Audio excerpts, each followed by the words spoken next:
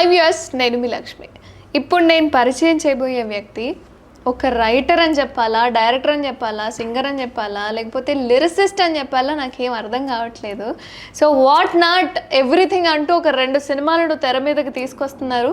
Already ఒక cinema మంచి ఆదరణ పొందింది. అండ్ ఎవరైనా సరే ఒక లిరిసిస్ట్ అని అనుకుందాం.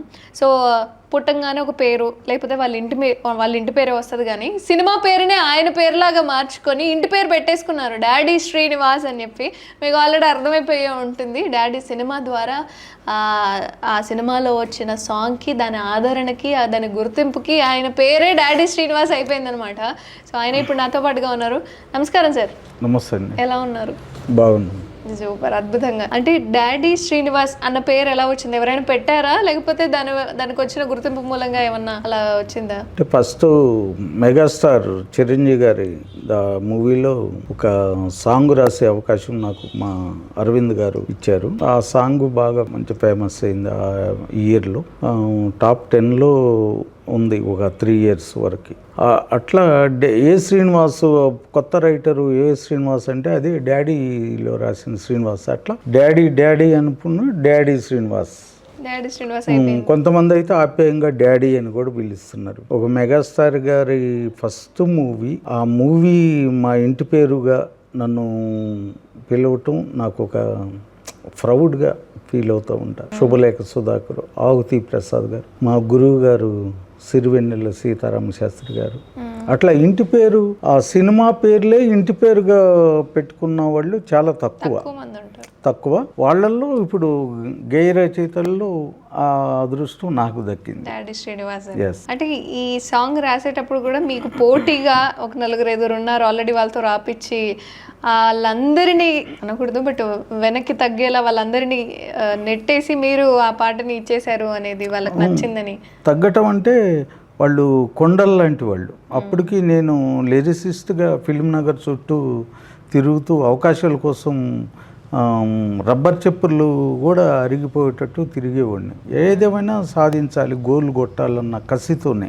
అటువంటిది అరవింద్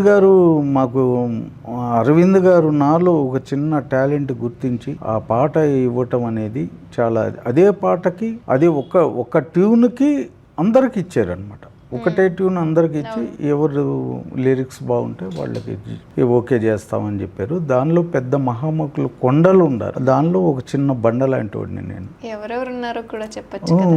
ఉన్నారు శాస్త్రి గారు, చంద్రబోస్ అన్న, సుద్దాల అభిషేక్ తేజ, భువనచంద్ర గారు, వెనుగళ్ళ రాంబాబు అని, అట్లా 5-6 రైటర్స్ ఉన్నారు. వాళ్ళల్లో కూడా నాకు కూడా ఎవరిది ఓకే అయితే వాళ్ళది పెట్టుకుంటామండి, మీరు ఫీల్ అవ్వద్దని చెప్పి ముందే చెప్పారు అరవింద్ గారు. అయినా కసితో రాయాలి, మనకు అవకాశం ఒక ఆఫీస్ ఇచ్చి ఒక నెల రోజులు 26 రోజులు నాకు ఆఫీస్ ఇచ్చి ఆ ఫెసిలిటీస్ ఇచ్చి రాసుకుంటాం కోసం నాకు అంత సదుపాయం కల్పించిన అరవింద్ గారికి జీవితాంతం రుణపడి ఉండాలి. ఎందుకంటే కొత్త రైటర్కి రాసుకురావయా, ఇంటికాడ ఏం రాస్తావో చూద్దాం అని కూడా అనొచ్చు, కానీ అట్లా కాదు.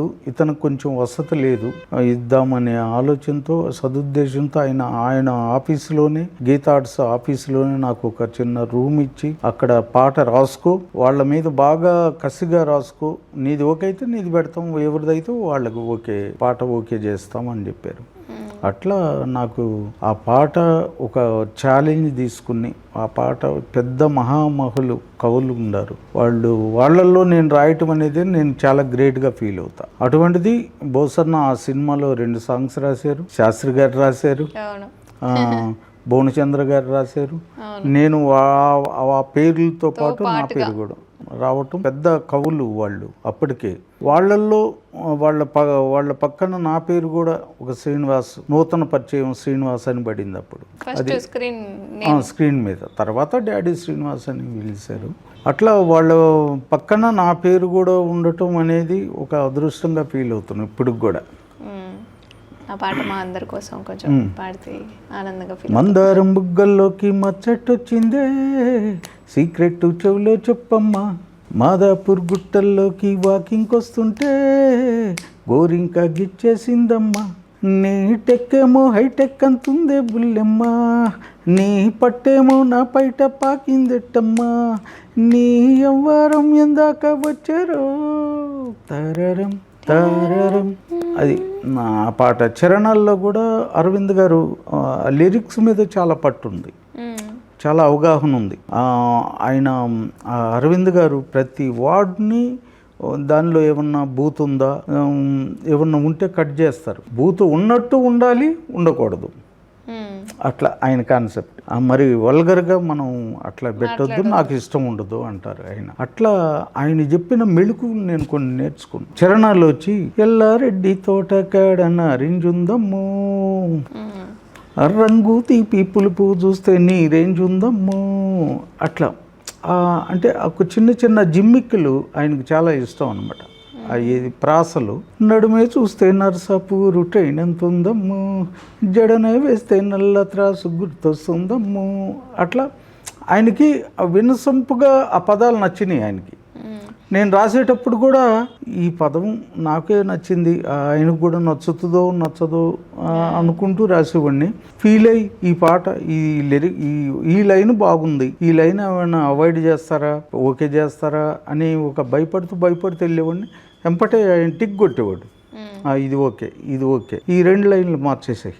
అట్లా అసలు నర్సాపూర్ తోటలలో అడానో ఆరెంజ్ ఉండడం ఏంటి, ఆరెంజ్ ఈవిళ్ళలాగా ఉండడం ఏంటి, ఎల్లారెడ్డి తోట కాడ నారేంజ్ ఉందమ్ము, రంగు తీపి పులుపు చూస్తే నీరేంజ్ ఉందమ్ము. ఎలా వచ్చింది సార్ ఈ కంపారిజేషన్? అక్కడెక్కడో ఆరెంజ్ తీసుకొచ్చి మీలా ఉంది అని చెప్పి. అంటే దీనికి ఈ పాట వినసొంపుగా ఉండాలి, ఆడియన్స్ కిందంటే కొత్త పదాలు ఆ ప్రాసతో నడుచుకుంటూ పోవాలి అంతే. దానిలో లాజికల్గా వాళ్ళు ఏం ఆలోచించరు.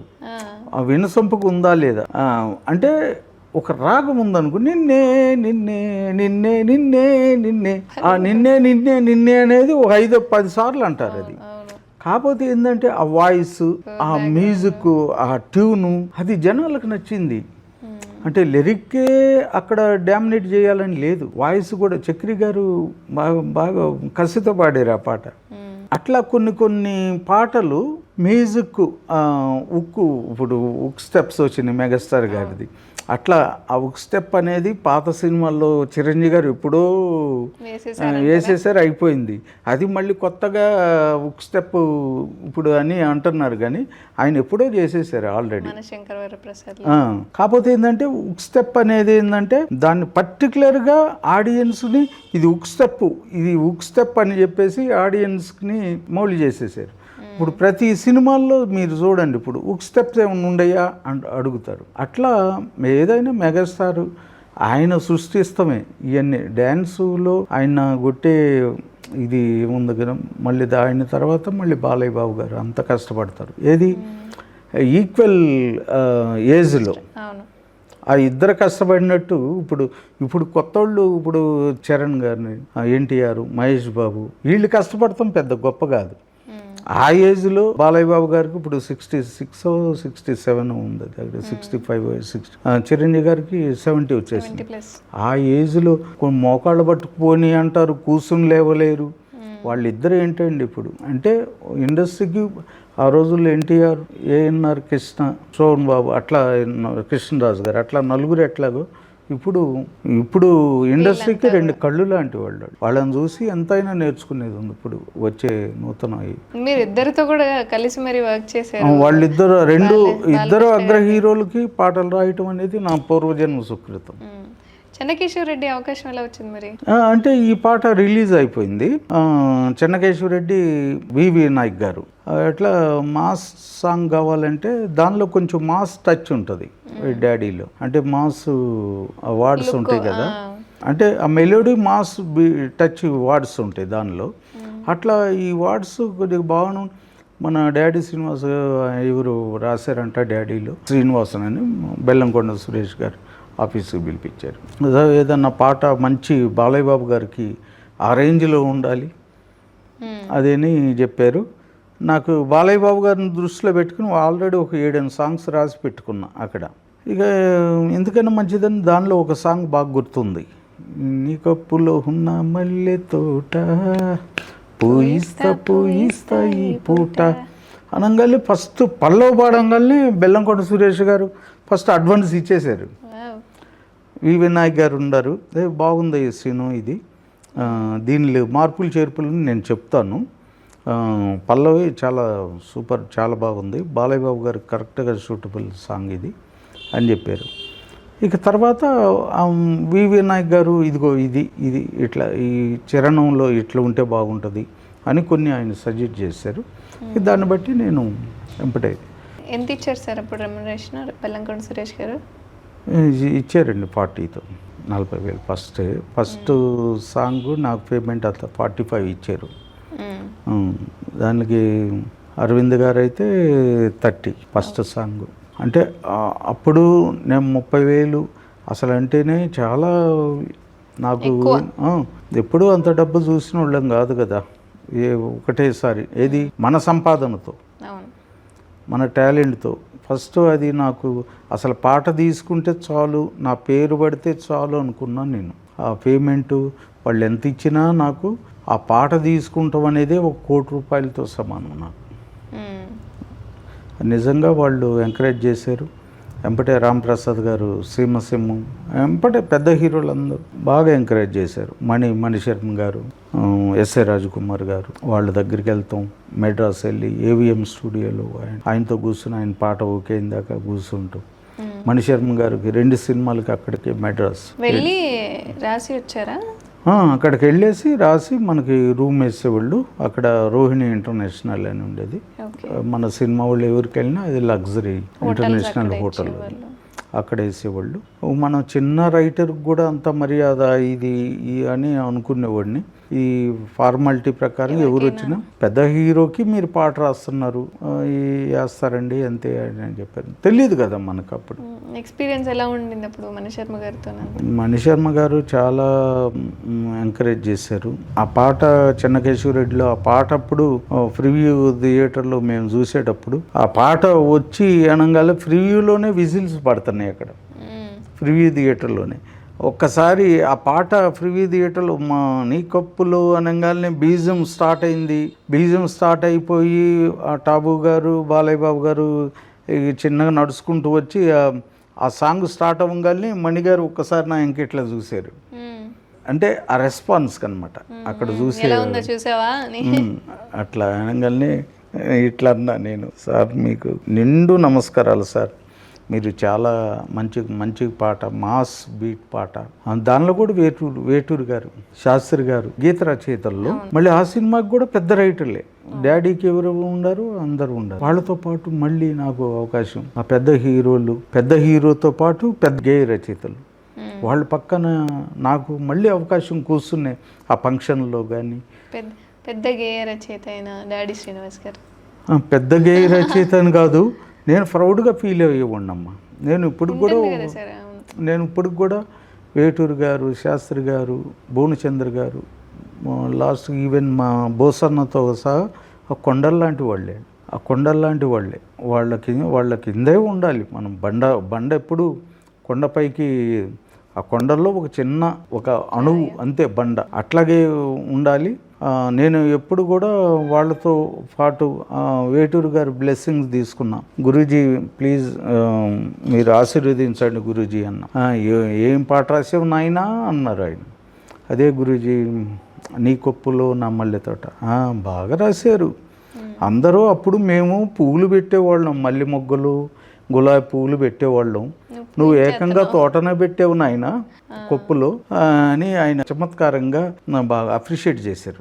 బాగుంది, ఆ పదప్రయోగం బాగుంది అని ఆయన బ్లెస్ చేశారు. శాస్త్రి గారు, బోసన్న అన్న మాస్ వర్డ్స్ చాలా బాగుండాయి అని ఇప్పుడు కూడా అప్రిషియేట్ చేస్తారు. అప్పుడప్పుడు ఆయనతో మాట్లాడతాను. బోసన్న ఆయనకు గౌరవం లేదు. భువనచంద్ర గారు కానీ, వేటూరు గారు చనిపోయి ఎక్కడున్నారు, ఆయన దగ్గర 2-3 సార్లు చేసుకున్నాం బ్లెస్సింగ్స్. ఆయనతో పాటు ఆయన కాంబినేషన్లో రాయటం అనేది నాటే జోక్. ఈ తరం గేయ రచయితల్లో ఇక నేనే లాస్ట్ అవుతానేమో, అంతే కదా. ఆయన లేరు కదా ఇక ఆయనతో వర్క్ చేయటం అనేది ఒక మిరకిల్ అంతే. సీమసింహం నుంచి పాట కొంచెం సీమసింహం అప్పుడు చంద్రబాబు నాయుడు గారి హౌస్లో షూట్ జరుగుతుంది. రాంప్రసాద్ గారు ఫోన్ చేశారు, డైరెక్టర్ చిరునవ్వుతో రాంప్రసాద్ గారు, మంచి డైరెక్టర్. ఆయన ఫోన్ చేసి శ్రీనివాస్ ఎక్కడున్నావమ్మా అన్నాడు. సార్ ఇట్లా ఉన్నాను సార్ వేరే చోట ఒక ఆఫీసులో. అంటే బాలయ్య బాబు గారికి తెలంగాణ స్లాంగ్ మిక్స్ అవుతూ ఒక ఫోక్ కావాలని చెప్పారు, ఫోక్ సాంగ్ కావాలి. అప్పటికి చంద్రకేశ్వర రెడ్డి వచ్చింది, ముందే సీమసింహం, తర్వాత చెన్నకేశ్వరరెడ్డి. డాడీ తర్వాత ఎంపటే రెండవ సినిమానే నాకు సీమసింహం, ఓకే, తర్వాత చెన్నకేశ్వరరెడ్డి. అట్లా రాంప్రసాద్ గారు పిలిపించారు. ఇక అదే డాడీలో బాగుంది ఆ పాట, తెలంగాణ పోక్ కావాలని చెప్తే ఎంపటే బాలయ్య బాబు గారు లొకేషన్కి రమ్మని చెప్పేశారు. ఎక్కడ చంద్రబాబు నాయుడు గారు జూబ్లీ హిల్స్, చంద్రబాబు నాయుడు గారు హౌస్, వాళ్ళ ఇంట్లోనే జరిగింది. అప్పుడు బ్రేక్లో నేను పిలుస్తాను రమ్మ అన్నారు రాంప్రసాద్. ఓకే సార్ అన్న. ఆ ఫైల్ తీసుకుని పక్కన నిలబడ్డాను. ఆ బ్రేక్లో బాలయ్య బాబు గారు వచ్చి అక్కడ కూర్చుని కొబ్బరి నీళ్ళు తాగుతున్నారు. సరే నేను అక్కడుండి చేతులు కట్టుకుని కూర్చొని రాంప్రసాద్ గారు సైగ చేశారు, ఇట్లా రారా అంటే ఇక దగ్గరికి వచ్చా. బాబు మన ఫోక్ సాంగ్ ఒకటి కావాలనుకున్నాం కదా, ఈయన ఒక పాట వినిపించాడు బాగానే ఉంది, మీరు కూడా ఒకసారి వింటారంటే పర్లేదు రండి కూర్చోండి అన్నారండి బాలయ్య బాబు గారు. ఒక ఆయన ముందు కూర్చోవాలంటే ఫస్ట్ టైం అది. నాకు అంతే కూర్చోండి అన్నారు. అంటే ఓకే బాబు కూర్చున్నాం. కూర్చుంటే ఒక్క నిమిషం ఆగండి అని 2 కొబ్బరి బొండాలు కొడితే కానీ ఈ గ్లాసు నిండదు, ఇంత పెద్ద గ్లాసు, ముందు కొబ్బరి నీళ్ళు తాగండి అన్న. అంటే వద్దు బాబు అన్న. తాగండి. ఇక ఆయన ఎట్లా ఉంటుంది అంటే ఇక చిన్న గట్ట తాగి కర్చీఫ్ తీసుకుని ఇక ఇప్పుడు పాడండి, పాడతారా ఒక 2 నిమిషాలు టైం తీసుకుంటారా? పాడతాను బాబు. ఓకే అని ఇక ఎంపటే ఆ టేబుల్ మీదే ఇట్లా టేబుల్ ఉంది. పోరి హుషారుగుందిరు, హైటేమో ఆరుందిరు, శారీ సూపర్ గుందిరు, బయటేమో బారుందిరు, రారా మజమ్మికుంటా రాతిరంతా మేలుకుంటా, రింగే పెట్టేసుకుంటా రాజులాగా చూసుకుంటా, పళ్ళు పాలన్నీ తాగి పాట కచ్చెరేసుకుంటా, పోరి హుషారుగుందిరు, హైటేమో ఆరుందిరు. ఆ పల్లో పాడాను. బాగుంది. చరణం కూడా పాడాను అన్నాడు. చరణానికి జాలి లేదు బ్రహ్మకింత పిల్లడా, ఎందుకింత అందమంటే విన్నడా, నారు పోసి నోడు నీరు పొయ్యడా, తుంగ మొక్కలడ్డమొస్తే తీయడా, మా చెట్టుకుండే 2 పళ్ళంట, తెంచుకొచ్చినోడ నా కింగంట, ఆ మాట అంటే నేను ముందుంటా, అంతకంటే లేదు మంచి విందంట, అమ్మో ఈ రంగడొళ్ళు ముట్టుకుంటే తుమ్మ ముళ్ళు పట్టే పిస్తోలు గుళ్ళు, ఒక్కసారి గుండె జళ్ళు, పాదం కేశాల దాకా పాగిపోయే పాడు కళ్ళు, పోరి హుషారుగుందిరు, హైటేమో ఆరుందిరు. అక్కడక్కడ నాకు లిరిక్స్ కొద్దిగా కన్ఫ్యూజ్గా ఉన్నాయి, టోటల్గా బాగుంది. ఏదేదో నారు నీరు అన్నారు, అది ఏంది అన్నారు. అయితే అంటే దానికి ముందు లైను ఇన్లా సరిగా బాబు ఏంటి, జాలి లేదు బ్రహ్మకింత పిల్లడా, ఎందుకింత అందమంటే విన్నడా, అందం ఇచ్చాడు కాబట్టి నువ్వు వెంపడబడుతున్నావన్న సెన్స్లో అమ్మాయి అంటుంది. అనగానే అబ్బాయి ఏమంటాడంటే హీరో, నారు పోసి నోడు నీరు పొయ్యడా, దాని తుంగ మొక్కలు అడ్డం వస్తే తీయడా నువ్వు నీ దుంప తెగ అట్లా వెళ్ళేవా నువ్వు అంటే బాబు ఎక్కడ వల్గర్ లేదు కానీ సెన్సార్ కూడా ఏం కట్ అవ్వదు కానీ బాగుంది అన్నారు. తర్వాత టోటల్గా ఇక 2 చరణం కూడా బాగుంది, దీన్ని ఓకే చేసేయండి అన్నారు. ఎంపటే ఇక మెడ్రాస్ వెళ్ళిపోయా.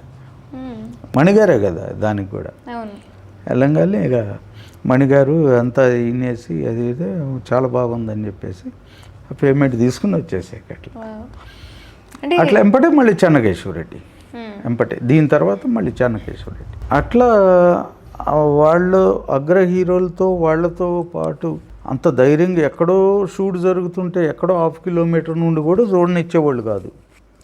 అటువంటిది ఆయన ముందు కూర్చుని మనం పాట వినిపించే ఆ స్థాయికి వెళ్ళటం కారణం ఏంటంటే ఫస్ట్ నాలో ఉండే చిన్న టాలెంట్ని మా అరవింద్ గారు గుర్తించారు, మెగాస్టార్. చిరంజీవి గారు ఒప్పుకోరు కదా, ఒకవేళ అరవింద్ గారు చెప్పారు. చిరంజీవి గారు ఏంటంటే పెద్ద రైటర్తో రాపి అనొచ్చు కదా. అరవింద్ గారు ఏంటంటే చిరంజీవి గారికి వినిపించే ముందు క్లియర్ కట్గా లిరిక్స్ నాకు బాగుండాలి, నాకు బాగుందంటే చిరంజీవి గారు బాగున్నట్టే అనే కాన్సెప్ట్లో అరవింద్ గారు నాకు పెద్ద గొప్ప అవకాశం అన్నమాట అది. తర్వాత చిరంజీవి గారు ఒక ప్రెస్ మీట్లో కొత్త కుర్రోడు శ్రీనివాస్ ఆ పాట మాస్ మంచి ఆస్ట్రియాలో షూట్ చేశారు. అది ఆ పాట చాలా బాగా రాశాడు. ఆ పాట ఏంటంటే స్లో మెలోడీలోనే మాస్ టచ్ వర్డ్స్ వేసి చాలా కొద్దిగా జిమ్మిక్కలు చేశాడు. కొత్త కుర్రోడు శ్రీనివాస్ చాలా బాగా రాశాడని అప్రిషియేట్ చేశాడు. అట్లా అంటే సార్ సుమారుగా 960కి పైగా సినిమాల్లో మీరు పాటలు రాశారు, అది కూడా 1050 పాటల దాకా రాశారు. ఇంకా ప్రైవేట్ సాంగులు కూడా పెట్టుకుంటే ఒక 2000 అట్లా 300 చిల్లర ఉంటాయి ప్రైవేట్ సాంగ్స్ కూడా. సో ఇన్ని పాటలు రాశారు, అంటే మీరు ఇప్పుడు వెనకబడ్డానికి గల కారణం అనేది మీకున్న అలవాట్ల మూలంగానే అనుకోవచ్చా? అదే నేను ఏ ఇంటర్వ్యూలోనే చెప్తానమ్మా, మా స్వయంకృత అపరాధం అని ఒకటి ఉంటుంది. అది ప్రతి మనిషిలో తనంతటికి తనే పడాల్సిన అవసరం లేదు. తనంతటికి తనే కాళ్ళు కర్ర అడ్డం పెట్టుకుంటాడు కాళ్ళకి. ఎవరో ఒకరు వచ్చి కాళ్ళకి కర్ర అడ్డం పెడితే పడేది వేరు, మన కర్ర మనకే కాళ్ళకి అడ్డం పెట్టుకుని పడేది వేరు. ఎవరో కాళ్ళు కర్ర అడ్డం పెట్టి పడేస్తే సింపతి అన్న ఉంటుంది, మన కర్ర మనమే అడ్డం పెట్టుకుని పడితే సింపతి కూడా ఉండదు. అందుకని ఆ రెండో కోవకు సంబంధించి నేను స్వయంకృత అపరాధం అనే ఒక పెద్ద తప్పిదం అంటే నా చేతులతో నేనే చేసుకున్నది. చెప్పాను మీకు కూడా, అంటే చిన్న సర్కిల్ వల్ల వాళ్ళ మీద కూడా అబండం వేస్తాం భావ్యం కాదు. అది మనం చేయాలనిపించి చేసాం, కానీ వాళ్ళు ఎవరో చెడిపోమంటే ఎవరో గంగలో దూకమంటే దూకం కదా మనం. అది మనకి మనసుకు నచ్చి చేసిన పని, అది మంచా చెడు అని తర్వాత చేసినప్పుడు దాని రెస్పాన్సిబిలిటీ కూడా మనదే తీసుకుంటున్నారు. అంతే కదా, అది మంచి అయినా చెడు అయినా. అందుకని మనం ఒకరి మీద అబాండం వేస్తాం భావ్యం కాదు. అట్లా స్వయంకృత చిన్న డ్రింక్కి అడిక్ట్ అవుతాం. పెద్ద సినిమాలు చిరంజీవి గారు ఫోన్లు చేస్తే కూడా లిఫ్ట్ చేయని ఆ సిచ్యువేషన్లో ఎవరు మనకు అవకాశాలు ఇచ్చిన వాళ్ళే మనకు ఫోన్ చేసినప్పుడు మనం ఫోన్ లిఫ్ట్ చేయనప్పుడు వాళ్ళకి ఎంత కోపం అమ్మ. మనం ఒక్క పూట అన్నం పెట్టినవాడు మన మాట అయినపోతేనే మనం చాలా మాటలు అంటాం. అటువంటిది ఒక పెద్ద చిత్ర పరిశ్రమలో నాకు పెద్ద అగ్ర హీరోలకి ఛాన్స్ ఇచ్చిన ప్రొడ్యూసరు, మ్యూజిక్ డైరెక్టర్ వాళ్ళు ఫోన్లు చేసినప్పుడు రెస్పాండ్ అవ్వకపోతే వారికి ఎంత ఉంటుంది. ఇది ఒక సముద్రం లాంటిది. డాడీ ఎందుకు అవ్వలేకపోయారు అప్పుడు మరి? అంతే, డ్రింకు ఒక అడిక్ట్ అయ్యాం. గోవా అంటే గోవాకి వెళ్ళిపోయేవాళ్ళం, రామప్ప టెంపుల్, యానాం, అటు పాండిచ్చేరి.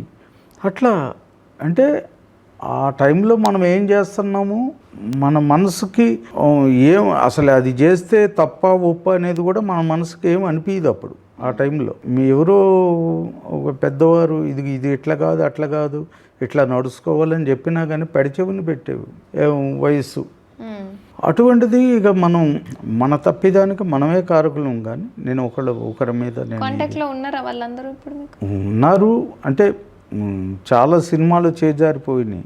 తర్వాత మళ్ళీ వెనకబడిన తర్వాత ఇక ఎట్లా ఉంటుందంటే మనం ఒక్కసారి అక్కడ రెస్పాండ్ అవ్వనప్పుడు వారు మన మీద ఒక సదభిప్రాయం అనేది ఉండదు, వారికి పోతుంది. ఆ టైంలోనే మరి మా బాబుకి అనారోగ్యం, తర్వాత దాని విలువ, ఆ డబ్బు విలువ, సమయం విలువ తెలుసుకున్నాం. అంటే ఒక కష్టం వస్తే కానీ డబ్బు విలువ మనకు తెలియాలి. అట్లా ప్రతి రూపాయి ఎంత విలువో మా బాబు హాస్పిటల్లో ఉన్నప్పుడు నేను రాసిన పాట ప్రతి రూపాయి తీసుకెళ్ళి అక్కడ కట్టేటప్పుడు ఆ రూపాయి విలువ తెలిసింది. తాగేటప్పుడు తినేటప్పుడు ఏమి విలువ తెలియలేదు. ఇక్కడ బాబు కోసం ట్రీట్మెంట్ కోసం ఎంత ఆరాటపడ్డానో, ఎంత పోరాటం చేశాను. అప్పుడు ప్రతి రూపాయి మనకి ఆ విలువ అనేది నాకు తెలిసి వచ్చింది. అందుకని ఇప్పుడు 13వ సంవత్సరం ఇది డ్రింక్ అవాయిడ్ చేసేసి మా భార్య ఎన్నోసార్లు చెప్పింది డ్రింక్ అవాయిడ్ చేయి, వద్దు వద్దు వద్దని. అయినా కానీ మనం ఏంటంటే ఇంట్లో మాటలు వినం కదా మనం. వింటే బాగుండు అని ఎప్పుడైనా అనిపించిందా? ఇప్పుడు అనిపిస్తుంది కదా. తర్వాత నేను మానేసిన తర్వాత కూడా మా మిస్సెస్, నేను మానేసిన తర్వాత ఇంతమంది చెప్పినా ఏం లేదు, లాస్ట్కి ఆయనంతటికి ఆయనే మానుకున్నాడు. అంటే మానుకోవటం కూడా నాకు ఇక్కడ కష్టాలు ఎదురైనాయి కాబట్టి, దాని విలువ తెలిసింది కాబట్టి, ఆ రూపాయి విలువ, అప్పుడు నేను మానుకోవాల్సి వచ్చింది.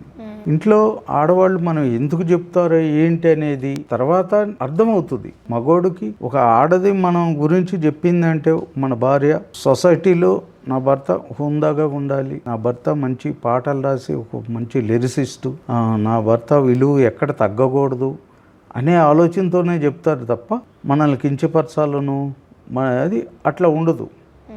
అట్లా నా భార్య పాపం ఎన్నోసార్లు అయినా పెడచెవిని పెట్టాను. పెడచెవిని పెట్టి జరగాలి నష్టం జరిగిపోయిన తర్వాత అప్పుడు ఆమె కూడా సరే ఇప్పటికైనా మానుకున్నావు కదా, మనకు సంతోషం. ఈ మధ్యకాలంలో ఆవిడ కూడా లేరు. మా బాబు చనిపోయిన తర్వాత 7 సంవత్సరాల తర్వాత నా మిస్సెస్ చనిపోయింది. 6 సంవత్సరాలు నా బాబు చనిపోయి, ఇప్పుడు మా మిస్సెస్ చనిపోయి 1.5 years. అది హాస్పిటల్లో ఉన్నప్పుడు ఎవరో హెల్ప్ చేశారని చెప్పారు. హాస్పిటల్లో ఉన్నప్పుడు హెల్ప్గా మా యూనియన్ తరపునే కొద్దిగా అమౌంట్ ఇస్తారు. అమౌంట్ ఏదో తక్షణ సాయం ఉంటుంది. అంటే మనిషి మెంబర్ చనిపోతే అమౌంట్ ఇస్తారు యూనియన్ నుండి. మా యూనియన్ కుటుంబంలో అయితే కొంత తక్షణ సాయం అంతే, మిగతాదంతా ఇక. అంటే బాబు హాస్పిటల్లో ఉన్నప్పుడు కూడా చిరంజీవి గారు సహాయం చేశారు, వివి వినాయక్ గారు కూడా. అవును, అప్పుడు బాబు ట్రీట్మెంటు అపోలో హాస్పిటల్లోనే పెద్ద ట్రీట్మెంట్, దగ్గర 96 లక్షల దాకా పెట్టాం. అప్పుడు ఆ టైంలో చిరంజీవి గారి ఇంటికి పిలిచి, ఏం శ్రీనివాస్ ఏంటి అసలు ఏం చేస్తున్నావు ఏంటి, ఇంత ప్రాబ్లంలో ఉందా అని ఇంటికి పిలిపించి 3 లక్షల రూపాయలు హాస్పిటల్లో ట్రీట్మెంట్కి ఇచ్చారు.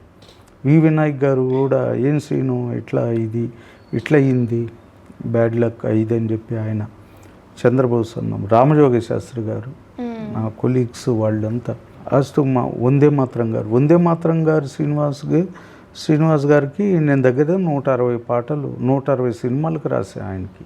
అంటే ఆయన మ్యూజిక్లో ఎంత మంచి వ్యక్తి అంటే, కళాకారుల్ని గౌరవించటం, కళాకారులు టాలెంట్ గుర్తించటంలో ఆయన దిట్ట. అందుకని ఇక్కడ కవి సమ్మేళనం అని పెట్టేవాళ్ళు స్టూడియోలో. పెద్ద రైటర్లు కూడా, ఇప్పుడు పెద్ద రైటర్లు అంతా కూడా అప్పుడు వచ్చి అందరం ఇట్లా కూర్చునేవాళ్ళం. ఒక పాట నీ పాట వినిపి, నీ పాట ఎవరి పాట బాగుంటే వాళ్ళది ఓకే చేసేసాడు ఎంపటి. అట్లా పెట్టేవాళ్ళు. అంటే కొత్త రైటర్లు కూడా ఇంట్రడ్యూస్ చేసింది ఆయనే ఎక్కువ, వందే మాత్రం గారు. నిజంగా ఎక్సలెంట్. ఆయన హ్యూమన్ బీయింగ్.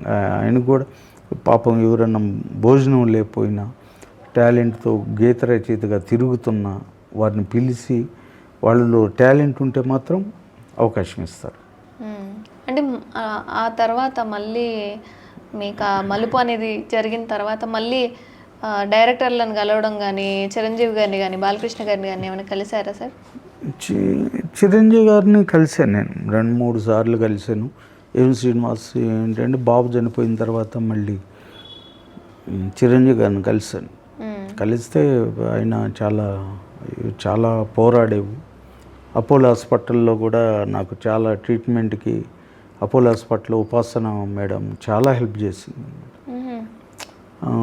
బిల్లు కూడా అంటే 50% డిస్కౌంట్ ఇస్తాం, అట్లా ఆవిడ చాలా హెల్ప్ చేసింది.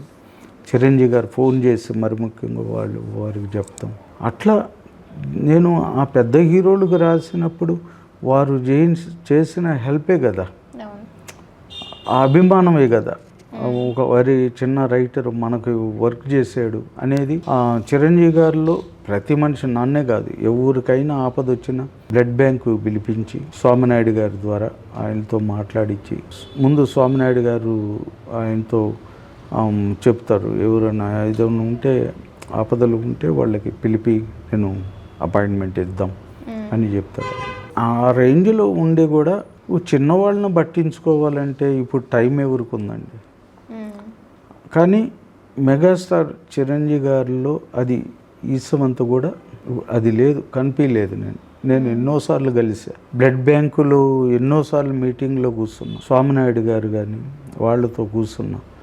ఆయనలో ఎక్కడ అహం కానీ మనిషితో ఏం శ్రీనివాస్ బాగున్నావా, పిల్లలు బాగున్నారా, మీ వైఫ్ పిల్లలు అందరూ బాగున్నారా, ఫస్ట్ ఇదే అడుగుతారు. ఏం శ్రీనివాస్ ఏం సినిమాలు రాస్తున్నావు అని అడగరు ఆయన. పిల్లలు బాగున్నారా ఇట్లా. ఎందుకంటే ఎన్నో ఇబ్బందులు పడుకుంటూ వచ్చాం. పిల్లలు ఎలా ఉన్నారు, మీ వైఫ్ ఎలా ఉంది, ఫస్ట్ ఆ బాగోగుల్లో అడుగుతారు ఆయన, చిరంజీవి గారు. అంటే మీ జర్నీ చూసుకుంటే మీరు పడ్డ కష్టానికి తగ్గ ఫలితం వచ్చింది, కానీ ఆ ఫలితాన్ని మీరు సరిగా ఉపయోగించుకోలేకపోవడం వల్ల ఈ టర్నింగ్ అనేది జరిగింది. ఇప్పుడున్న జనరేషన్కి టైంని ఏ విధంగా యూజ్ చేసుకోవాలి అంటే ఒక చిన్న సలహా. టైం ప్రతి నిమిషానికి మనం విలువ కట్టాల్సిందేనమ్మా, డబ్బు విలువ కట్టాల్సిందే. కట్టిన వాడికే ఆ టైం విలువ తెలుస్తుంది. ఇప్పుడు మనం సినిమా 2.5 గంటలు కూర్చుంటాం, 2.5 గంటలే ఉంటుంది సినిమా, లేదా 3 గంటలు.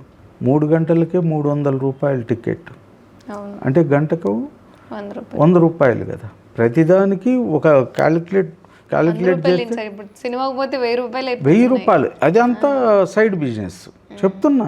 ఆ థియేటర్లో కుర్చీకి నిమిషం లెక్క వేసుకుంటే నిమిషానికి పడుతుంది, గంట అంటే గంటకు పడుతుంది. మన విలువైన సమయం ఉంది. ఈ సమయంలో మనం ఒక స్క్రిప్ట్ రాసుకుందాం, మనం ఈ సమయంలో మనకు ఒక పాట రాసుకుందాం, ఈ సమయంలో ఒక 4 పెద్దోళ్ళని కలుద్దాం, ఈ సమయంలో 4 పెద్దోళ్ళని కలిస్తే ఒక పెద్దవారు అవకాశం ఇస్తాడేమో. ఆ టైంలో నేను డాడీ 7 ఎకర్స్లో షూట్ జరిగేటప్పుడు కలస్తం కోసం ఆ బౌన్సర్ ఇట్లా నెట్టేసాడు నన్ను. నెట్టేయంగానే మరి నేను వెనక్కి వచ్చేస్తే ఆ రోజు ఇక ఈ డాడీ శ్రీనివాస్ ఇక్కడ ఉండడు, ఇక్కడ కూడా ఉంటాడో హైదరాబాద్లో ఉంటాడో ఉండేవాడు కదా తెలియదు. మరి అట్లా కింద పడ్డా కానీ బౌన్సర్ ఇట్లా నెట్టి కింద పడ్డా కానీ ఓపికతో మళ్ళీ లేచి ఎలా అన్నా కానీ అరవింద్ గారిని, మా చిరంజీవి గారిని కలవాలి. పడంగానే అప్పుడు అరవింద్ గారు ఇలా చూశారు, అరే పడ్డాడు లేపండి పాపం, పడ్డం వల్లే చూసుంటాడేమో. ఇప్పుడు మనం పడతాం కూడా మన మంచికే అనుకోవాలమ్మా. మామూలుగా నిల్చొని ఉంటే ఏం పట్టించుకునే, నిల్చుంటే ఆయన ఎందుకు పట్టించుకునేవాడు. ఆ టైంకి అది జరగాలని ఉంది, జరిగి ఆ పడటం వల్ల అరే పడ్డాడు లేపే అరే ఆగు అసలు ఎందుకు వచ్చావు నాయన, ఎందుకు వచ్చావు బాబు అని అడిగారు. ప్రశ్న రేజ్ అయింది. రేజ్ అవ్వగానే చిరంజీవి గారిని దృష్టిలో పెట్టుకుని ఒక 4 సాంగ్స్ రాసుకున్నాను సార్, అది వినిపిద్దామని వచ్చాను. ఆగు బౌన్సర్ని ఇట్లా ఆగు సార్, ఈయన 4 ఏదో మిమ్మల్ని దృష్టిలో పెట్టుకుని 3 పాటలు రాసుకున్నాడంట, ఏమన్నా టైం ఇస్తే అంటే ఎస్ ఇందామన్నారు చిరంజీవి గారు. చెప్తున్నా ఆ టైము ఆ గడి అనేది చిరంజీవి గారిని కలవాలని సంవత్సరాల పాటు తిరిగిన వాళ్ళకి అది కుదరట్లేదు. ఆ టైంలో ఏదో వెళ్దాం, పాటలు రాసి వినిపిద్దాం, అసలు కలిస్తే చాలే చూస్తే చాలే అనుకున్నా. అది కూడా అటువంటిది చిరంజీవి గారి ఫేస్ టు ఫేస్ చిరంజీవి గారి దగ్గర కూర్చుని వినిపించే ఇది అయింది కాబట్టి ఆ సమయం నాకు చాలా ముఖ్యం. అదే సమయంలో ఎక్కడికో ఏదో పని మీద ఏదో ఒక బ్యాడ్ హ్యాబిట్స్కో లేకపోతే దేనికో వెళ్తే ఈ సమయంలో మనం ఆ పని చేయలేదు. అట్లాగే ప్రతి నిమిషం ఆ సమయం అనేది మనకు చాలా వాల్యుబుల్. ఫ్యామిలీ ఇక పెద్ద బాబు చనిపోయాడు, 7 years అవుతుంది. నా వైఫ్ ఇప్పుడు 1.5 year అయింది చనిపోయి. ఇక నా బాబు, నేను, ఒక పాప మ్యారీడ్ ఆల్రెడీ, వాళ్ళు సెటిల్ అయ్యారు. ఇక చిన్న బాబు మ్యారేజ్కి ఉన్నాడు, జాబు చేస్తున్నాడు గచ్చిబౌలిలో. ఇక నేనంటే వచ్చిన పాటలు, యూట్యూబ్ ఛానల్ సాంగ్స్, చిన్న సినిమాలు. మొన్న ప్రతీక్ ప్రేమ్ గారని సదా నన్ను నడిపే అని ఒక సినిమా, మంచి ఫీల్ గుడ్ మూవీ. ఆ మూవీ మళ్ళీ ఇంకో మూవీ చేస్తున్నారు ఆయనకి మొన్న రాసిన పాటలు. అట్లా వచ్చిన సినిమా పాటే నాకు ప్రాణం కాబట్టి, పాటే నన్ను బతికించింది కాబట్టి ఏ పాటను వదులుకోను. ఇండస్ట్రీలో మళ్ళీ టచ్లోకి వెళ్తున్నాను. మళ్ళీ నేను చేసిన డైరెక్షన్ మట్టిలో మాణిక్యాలు సినిమాకి అన్ని అవార్డ్స్ వచ్చినాయి. దాన్ని మళ్ళీ Part 2 మట్టిలో మాణిక్యాలు 2 చేసి దానికి కూడా మళ్ళీ awards 6 best film Nandi award, international film festival award, Jaipur film festival award, doctor B R Ambedkar జాతీయ అవార్డు ఢిల్లీలో ఇచ్చారు. ఇక్కడ తెలంగాణ సాంస్కృతిక శాఖ వాళ్ళు స్ఫూర్తి అవార్డు, ఉగాది ఎక్సలెన్స్ అవార్డు, అట్లా 6 అవార్డ్స్ వచ్చింది. మంచి పేరు వచ్చింది. సెంట్రల్ గవర్నమెంట్ నుండి మనకి రావాల్సిన ఇది వచ్చింది. అక్కడ ఒక పేరు ఉంది. చిల్డ్రన్ ఫిల్మ్ మంచి ఫీల్ గుడ్ మూవీ. అంటే అనాథలు వాళ్ళ స్థితిగతులు, వాళ్ళు ఏ విధంగా పైకి ఎదిగారు, వీళ్ళు చిన్నప్పటి నుండి అనాథులు పెరిగారు, వాళ్ళు పెద్ద అయ్యారు. అంతవరకు పార్ట్ 1. పెద్ద అయిన తర్వాత వాళ్ళల్లో మార్పు ఎలా వస్తుంది, అదే సేవాభావంతో పెరిగారు కదా, సేవా గుణంలో మాస్టర్ గారి దగ్గర. వీళ్ళల్లో కూడా అవి అలవర్చుకున్నారా లేదా, లేకపోతే వీళ్ళల్లో ఏమన్నా చెడు మార్గాల్లో నడుస్తున్నారా అనేదే ఆ కాన్సెప్ట్. ఆ పెద్ద అయిన పిల్లలు పెద్దవాళ్ళు అయ్యారు. వారు జీవితాలు, వాళ్ళ ఫ్యామిలీ, వాళ్ళు ఎలా చేయబోతున్నారు సేవా కార్యక్రమాలు, దానిలో కొంతమంది ఎలా ఒక షాడిజంలో, కొంతమంది డ్రగ్గిస్టులుగా గాంజా అటువంటికి ఏమన్నా బానిస అయ్యారా అనేది ఒక కాన్సెప్ట్ అన్నమాట పార్ట్ 2లో. అది ఇప్పుడు త్వరలో షూటింగ్ స్టార్ట్ చేస్తాం. లిరిసిస్ట్గా మీరు ఎలా ఏంటి అనేది మాకు ఆల్రెడీ తెలుసు. డాడీ శ్రీనివాస్ గారు అంటే మంచి రచయిత అనేది కూడా తెలుసు. మరి డైరెక్షన్ వైపు ఇటు సినిమా తీయాలి అన్న ఆలోచన ఎప్పుడు వచ్చింది? ఎవరు ప్రేరణ? నేను కూడా అనుకోలేదు. అక్కడ మీరు అన్నారు కదా మధ్యలో గ్యాప్ ఎందుకు వచ్చిందని. ఆ గ్యాప్ వచ్చిన తర్వాత నేను డ్రింక్ అడిక్ట్ అయ్యాను. మధ్యలో ఇక ఫోన్ లిఫ్ట్ చేయకపోవటం వల్ల పెద్దవాళ్ళందరూ నన్ను దూరం పెట్టిన మాట వాస్తవం. మనం చేస్తే లిఫ్ట్ చేయరు ఇప్పుడు. అంతే. ఇప్పుడు ఆ మధ్యలో గ్యాప్లో నేనేం చేయాలి, గ్యాప్లో ఏం చేయాలి అనేది ఒకటి వచ్చింది. ఒక కాన్సెప్ట్ ఉంది నా దగ్గర ఆల్రెడీ. మా పెద్దబాబు చనిపోయిన మా పెద్దబాబు ఆ కాన్సెప్ట్కి లింకులు ఇచ్చాడు. ఒక స్ట్రక్చరు, కంటెంట్ మంచి ఒక మా పెద్దబాబు మంచి దిట్ట, అంటే లిరిక్స్ రాయగలుగుతాడు. స్క్రిప్ట్ వైజ్ కూడా మంచి చనిపోయిన బాబుకి. అట్లా మట్టిలో మాణిక్యాలు ఆ సబ్జెక్ట్ ఇద్దరం కూర్చుని మేము చేసుకున్నాం. పిల్లోడైనప్పుడు 22 ఉన్నాడు అప్పుడు బాబు. 22 ఇయర్స్ ఉంటాయి అప్పుడు బాబు. కానీ మంచి ఆలోచన విధానం చాలా బాగుంటుంది. వాడి ఆలోచన కొత్తదనంగా ఉంటుంది. అట్లా మేము స్క్రిప్ట్ చేసుకుని ఈ సినిమా ఎలా అన్నా తీయాలని చెప్పేసి ఒక ప్రొడ్యూసర్ కోసం ఎతికేం దొరకలేదు. ఇక మేమే రాసాం. ఇక ప్రొడ్యూసర్ దొరకలేదు. మేమే ఇక ధైర్యం చేసి చిన్న బడ్జెట్ ఎట్లాగంటే ఫ్రెండ్ సర్కిల్లో కొంచెం ఇది చేసి మేము ఫినిష్ చేసాం. దీనిలో అన్నీ నాకు లిరిక్స్, పాటలు మా పెద్దబాబు కూడా ఒక 2 పాటలు రాశాడు. మంచి వర్డ్స్ అన్నమాట. అట్లా నేను డైలాగ్ వెర్షన్ కానీ అన్నీ నాకు తెలిసిన ఇక్కడ పోస్ట్ ప్రొడక్షన్ ఎలా చేసుకోవాలి అన్నీ నాకు కొంచెం ఇది ఉంది కాబట్టి మాకు శివప్రసాద్ రెడ్డి అని మా కో డైరెక్టర్ నాకు బాగా సపోర్ట్గా ఉండేవాడు. అట్లా అందరు ఆర్టిస్టులు కూడా సపోర్ట్గా ఉండేవాళ్ళు. వాళ్ళందరూ సపోర్ట్ ఉండబట్టి ఆ సినిమా అంతా సక్సెస్ అయింది. తర్వాత మళ్ళీ చిరుసైన్యం అనే సినిమా ద్వారా కూడా చిరంజీవి గారి ఫ్యాన్స్ కథాంశంతో అది రిలీజ్కి ఉంది. అంటే యాక్చువల్గా పోయిన సంవత్సరం చిరంజీవి గారి బర్త్డేకి రిలీజ్ చేద్దామని ప్లాన్ చేసాం. నాకు అదే తెలుసు. మరి ఎందుకు ప్లాన్ చేసాం. ఆ ఇయర్ కుదరలేదు. థియేటర్ పెద్ద సినిమాలు వచ్చి ఉన్నాయి. సరే ఇప్పుడు చిరంజీవి గారు ఇప్పుడు బర్త్డే వస్తుంది కదా ఆగస్ట్ 22. ఇప్పుడు కూడా ఉన్నాయి కదా మళ్ళీ విశ్వంబర ఉంది. ఇవన్నీ వెళ్ళి అయిపోతాయి. అప్పుడు ఆగస్ట్ 22 అంటే ఇంకొక 5-6 నెలలు ఉంటుంది. మార్చి కదండి, ఏప్రిల్, మే, జూన్, జూలై, ఆగస్టు 5 నెలలు. ఈ 5 నెలల్లో చిరంజీవి గారి బర్త్డే రోజే రిలీజ్ చేయాలని ప్లాన్ చేస్తున్నాం. సూపర్. ఈలోపు ఈ పార్ట్ 2 కూడా తీసుకుని దానికి కూడా ఒక 2-3 అవార్డులు అందుకోవాలన్న గోల్లో ఉన్నాము. అట్లా రిగ్రెట్ అయ్యారా ఎప్పుడన్నా? ఎలా ఉండే లైఫ్ ఎలా అయిపోయింది ఏంటి అని? ఇక మనకి అంటే మనకు తెలిసి చేసుకున్న దాని మీద మన మీద మనకు సింపతి ఉండదని తెలియకుండా చూడండి. తెలియకుండా ఆటోమేటిక్గా ఇది రాతో అది రాతో ఈ రాత అంటారు కదా. ఏ రాత అయినా మనం రాసుకుంటేనే అది ఒక రాత. ఆ బ్రహ్మ రాసిన రాత ఈ ఎల్లయ్య పుల్లయ్య రాసింది కాదు. మన రాతన మన చేతి పెన్ను పేపర్ మన చేతిలోనే ఉంటుంది. నీతి రాసుకుంటే నీతి ఉంటుంది, బూతు రాసుకుంటే బూతు ఉంటుంది. అది వైట్ పేపరే మంచి స్వచ్ఛమైన తెల్ల పేపర్. ఆ పేపర్ మీద మీరు ఏం రాయాలనుకున్నారో మంచి రాస్తే మంచి అంటే నీతి రాసిన అదే పేపర్, బూత్ రాసిన అదే పేపర్, అదే పేపర్. ఆ పేపర్ని ఆ తెల్ల కాగితాన్ని మనం ఎలా యూజ్ చేసుకోవాలంటే అలా యూజ్ చేసుకోవాలి. అట్లాగే మన లైఫ్ని, మన లైఫ్ స్టైల్ ఎలా ఉండాలి ఏంటి అనేది అన్ని ఆలోచనలు మనకు ఉంటాయి. ఆ ఆలోచనని అధిగమించి మనం ఎక్కడన్నా చిన్న ఏమవుతుందిలే ఇది చేస్తే అనుకుంటే అదే అవుతుంది లాస్ట్కి. అదే మనకు ఒక కీడు తెచ్చిపెట్టుతుంది అది. అట్లాగే మనం ఏంటంటే వచ్చిన అవకాశాన్ని ఎలా సద్వినియోగం చేసుకోవాలి. ఇప్పుడు కొత్త రైటర్లకు కూడా నేను చాలా చెప్తా.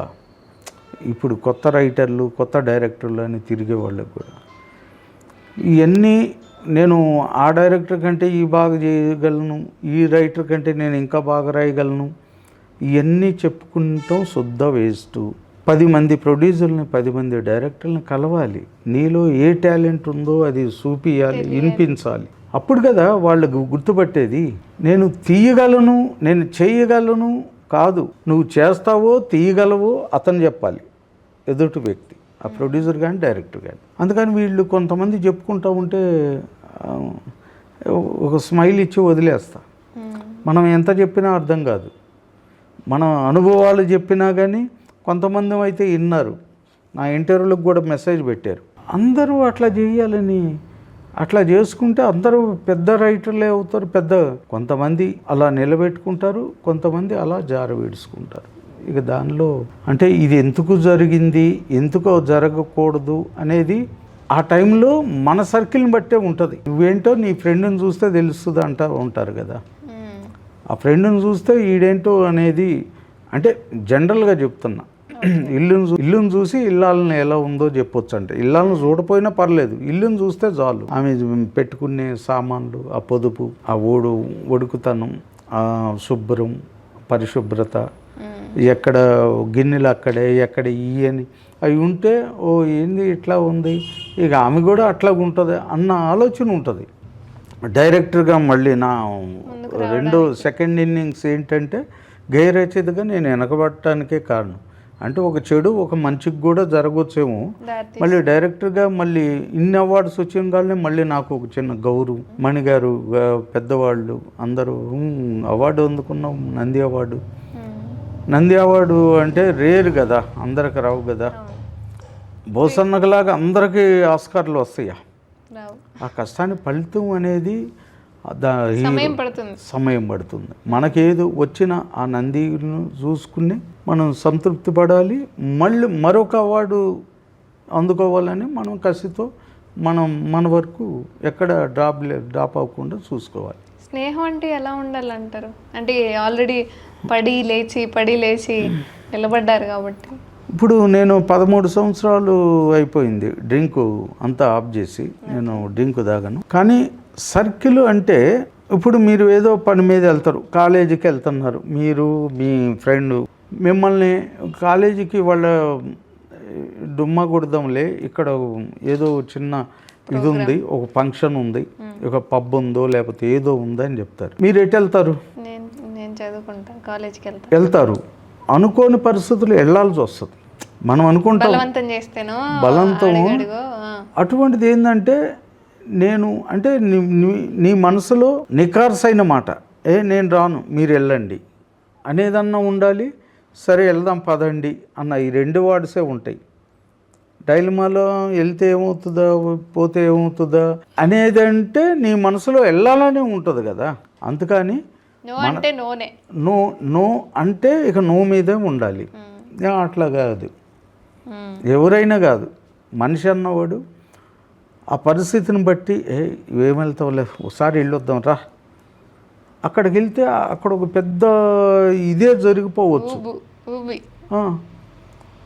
ఇక చిన్నగా ఒక్కసారి అలవాటైంది, మళ్ళీ 2వ రోజు కూడా వెళ్ళాలనిపిస్తుంది, 3వ రోజు వెళ్ళాలని. అట్లా ఏంటంటే ఒక అలవాటు అనేది ఓ మనిషి నిర్ణయాన్ని బట్టే ఉంటుందమ్మా. మనకి ఏదైనా ఒక దెబ్బ, ఎదురు దెబ్బ అంటారు కదా, ఒక ఎదురు దెబ్బ, దెబ్బ మీద దెబ్బ అంటే అన్ని దెబ్బలు పడ్డా ఇంత గట్టిగా మరి ధైర్యంగానే ఉండారు కదా అంటే ఉండాలి అంతే. అంటే చిన్నప్పటి నుండి చిన్న దెబ్బలు తినుకుంటూ వచ్చాం కాబట్టి మాదేం పూర్ ఫ్యామిలీ, బాగా ధనవంతుల ఫ్యామిలీ కాదు, పూర్ ఫ్యామిలీ. ఈ చిన్న ఎదురు దెబ్బలు పెద్ద ఇది కాదు, కానీ ఎవరికీ రాని కష్టం, ఎవరికీ జరగని నష్టం. ఒక కళాకారుడిగా కూడా నష్టపోయాను, ఫ్యామిలీ పరంగా కూడా నష్టపోయాను. అంటే నేను చేసిన స్వయంకృత అపరాధాల వల్ల. ఆ డ్రింక్ ఆ రోజే అప్పుడే బంద్ చేసుకుంటే హ్యాపీగానే ఇది ఉండేది. టాప్లో ఉండేవాళ్ళు మీరు మంచిగా. ఒక టైంలో మనం ఎలా చేయాలి ఏంటి అనేది మన మీద ఆధారపడుతుంది, మనం తీసుకునే నిర్ణయాల మీదే ఆధారపడుతుంది. ఆ నిర్ణయాలను అధిగమించి మనం ఏది చేసినా కానీ మనకి మంచి అనేది జరగదు. పెద్ద అవకాశాలన్నీ జారిపోతాయి. ఒకసారి జారిపోయిన తర్వాత మళ్ళీ పిలిచి మనకు అవకాశం ఇవ్వరు, ఒకటేసారి ఇస్తారు కదా. Thank you so much sir. నిజంగా అంటే మీరు ఏదైతే పొజిషన్ని మళ్ళీ కోరుకుంటున్నారో ఆ అవకాశాలన్నీ కూడా మీ దగ్గర చేరాలి అని, డైరెక్టర్గా, లిరిసిస్ట్గా ప్రతి ఒక్క దాంట్లో ఏ అవార్డులు అయితే మీరు కావాలని అనుకుంటున్నారో అన్ని అవార్డులు మీకు దక్కాలని కోరుకుంటూ thank you so much sir. Thank you అండి. మీ ఛానల్ వారికి కూడా, మీ ఛానల్ యాజమాన్యానికి మీకు మరొకసారి ధన్యవాదాలు తెలుపుకుంటున్నాను. మళ్ళీ డాడీ శ్రీనివాస్ని మళ్ళీ ప్రేక్షకులకి దగ్గరగా చేసి మళ్ళీ నా ఇంటర్వ్యూ ద్వారా నన్ను పరిచయం చేసినందుకు మీకు మరీ ధన్యవాదాలు. Thank you all.